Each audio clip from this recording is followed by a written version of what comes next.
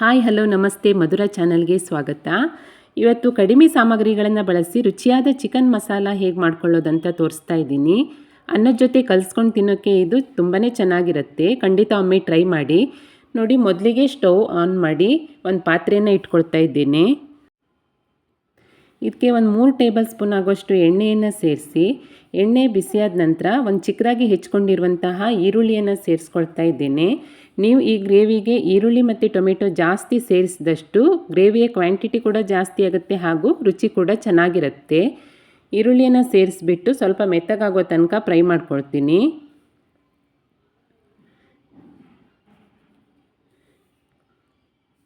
ಈರುಳ್ಳಿ ಸ್ವಲ್ಪ ಮೆತ್ತಗಾದ ನಂತರ ಇದಕ್ಕೆ 1.5 ಟೇಬಲ್ ಸ್ಪೂನ್ ಆಗುವಷ್ಟು ಶುಂಠಿ ಬೆಳ್ಳುಳ್ಳಿ ಪೇಸ್ಟ್, ಹಾಗೆ ಖಾರಕ್ಕೆ ಒಂದು 4 ಹಸಿಮೆಣಸನ್ನು ಸೇರಿಸ್ಕೊಳ್ತೀನಿ. ಹಸಿಮೆಣಸನ್ನು ಸೇರಿಸ್ಬಿಟ್ಟು 1-2 ನಿಮಿಷ ಚೆನ್ನಾಗಿ ಶುಂಠಿ ಬೆಳ್ಳುಳ್ಳಿ ಪೇಸ್ಟ್ ಹಸಿ ವಾಸನೆ ಹೋಗೋ ತನಕ ಫ್ರೈ ಮಾಡ್ಕೊಳ್ಬೇಕು.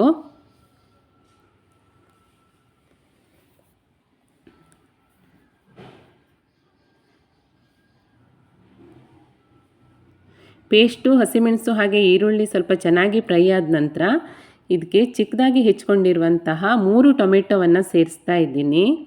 ನಾನು ಅಡುಗೆಗೆ ಏನೇನು ಸಾಮಗ್ರಿಗಳನ್ನು ಬಳಸಿದ್ದೇನೆ ಅನ್ನೋದನ್ನು ಕೆಳಗಡೆ ಡಿಸ್ಕ್ರಿಪ್ಷನ್ ಬಾಕ್ಸ್ನಲ್ಲಿ ಕೊಟ್ಟಿರ್ತೇನೆ. ಗೊತ್ತಾಗಿಲ್ಲ ಅಂದರೆ ಚೆಕ್ ಮಾಡ್ಕೊಳ್ಳಿ. ಟೊಮೆಟೊ ಸೇರಿಸ್ಬಿಟ್ಟು ಅದಕ್ಕೆ 1 ಚಿಟಿಕೆಯನ್ನು ಉಪ್ಪನ್ನು ಸೇರಿಸ್ಕೊಳ್ತಾ ಇದ್ದೀನಿ. ಸ್ವಲ್ಪ ಉಪ್ಪನ್ನು ಹಾಕೋದ್ರಿಂದ ಟೊಮೆಟೊ ಮತ್ತು ಈರುಳ್ಳಿ ಬೇಗನೆ ಬೆಂದ್ಕೊಳ್ಳುತ್ತೆ. ಉಪ್ಪನ್ನು ಹಾಕಿಬಿಟ್ಟು ಚೆನ್ನಾಗಿ 1-2 ನಿಮಿಷ ಮಿಕ್ಸ್ ಮಾಡಿ ಒಂದು ಲಿಡ್ಡನ್ನು ಕ್ಲೋಸ್ ಮಾಡಿ ಟೊಮೆಟೊ ಮತ್ತು ಈರುಳ್ಳಿಯನ್ನು ಚೆನ್ನಾಗಿ ಬೇಯಿಸ್ಕೊಳ್ತೀನಿ.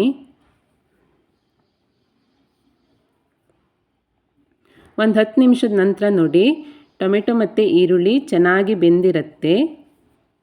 ಇದನ್ನೊಮ್ಮೆ ಮಿಕ್ಸ್ ಮಾಡಿಬಿಟ್ಟು ಇದಕ್ಕೆ ಚೆನ್ನಾಗಿ ತೊಳೆದಿಟ್ಕೊಂಡಿರುವಂತಹ ಒಂದು ಅರ್ಧ kg ಆಗುವಷ್ಟು ಚಿಕನನ್ನು ಸೇರಿಸ್ಕೊಳ್ತಾ ಇದ್ದೇನೆ. ಇದಕ್ಕೆ ಒಂದು ಅರ್ಧ ಟೇಬಲ್ ಸ್ಪೂನ್ ಆಗುವಷ್ಟು ಅರಿಶಿಣ ಹಾಗೆ ರುಚಿಗೆ ತಕ್ಕಷ್ಟು ಉಪ್ಪನ್ನು ಹಾಕಿಬಿಟ್ಟು ಚೆನ್ನಾಗಿ ಮಿಕ್ಸ್ ಮಾಡಿ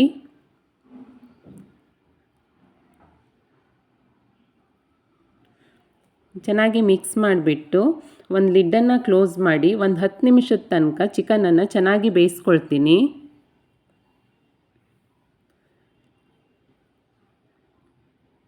ಒಂದು 10 ನಿಮಿಷ ಆದಮೇಲೆ ಚಿಕನ್ ಒಂದು 50% ಬೆಂದಿರುತ್ತೆ. ಇದನ್ನೊಮ್ಮೆ ಚೆನ್ನಾಗಿ ಮಿಕ್ಸ್ ಮಾಡಿ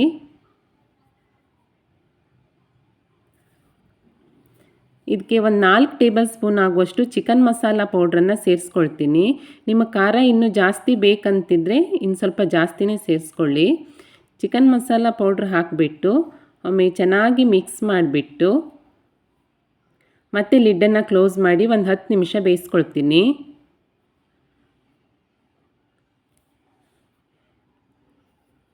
ನೋಡಿ, 10 ನಿಮಿಷದ ನಂತರ ಚಿಕನ್ ಮಸಾಲ ಎಲ್ಲ ಹಿಡ್ಕೊಂಡು ಚೆನ್ನಾಗಿ ಬೆಂದಿರುತ್ತೆ.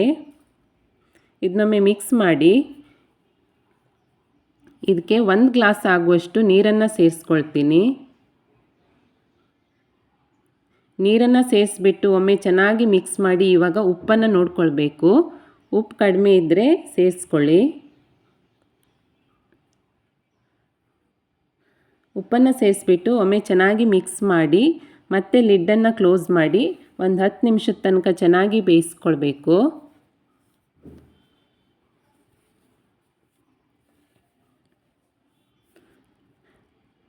10 ನಿಮಿಷದ ನಂತರ ನೋಡಿ, ಚಿಕನ್ ಎಣ್ಣೆ ಎಲ್ಲ ಬಿಟ್ಕೊಂಡು ತುಂಬ ಚೆನ್ನಾಗಿ ಬೆಂದಿದೆ. ಇದಕ್ಕೆ ಈಗ ಚಿಕ್ಕದಾಗಿ ಹೆಚ್ಕೊಂಡಿರುವಂತಹ ಕೊತ್ತಂಬರಿ ಸೊಪ್ಪನ್ನು ಸೇರಿಸ್ಕೊಂಡ್ರೆ ರುಚಿಯಾದ ಚಿಕನ್ ಮಸಾಲ ರೆಡಿಯಾಗುತ್ತೆ. ತುಂಬಾ ಈಸಿ. ಬ್ಯಾಚುಲರ್ಗಂತೂ ಈ ರೆಸಿಪಿ ಹೇಳಿ ಮಾಡಿಸ್ದಂಗಿದೆ. ಖಂಡಿತ ಒಮ್ಮೆ ಟ್ರೈ ಮಾಡಿ. ಇಷ್ಟ ಆದರೆ ಲೈಕ್ ಮಾಡಿ, ಶೇರ್ ಮಾಡಿ, ಕಮೆಂಟ್ ಮಾಡಿ. ಹಾಗೆ ನಮ್ಮ ಚಾನಲನ್ನು ದಯವಿಟ್ಟು ಸಬ್ಸ್ಕ್ರೈಬ್ ಮಾಡಿಕೊಳ್ಳಿ. Thank you for watching.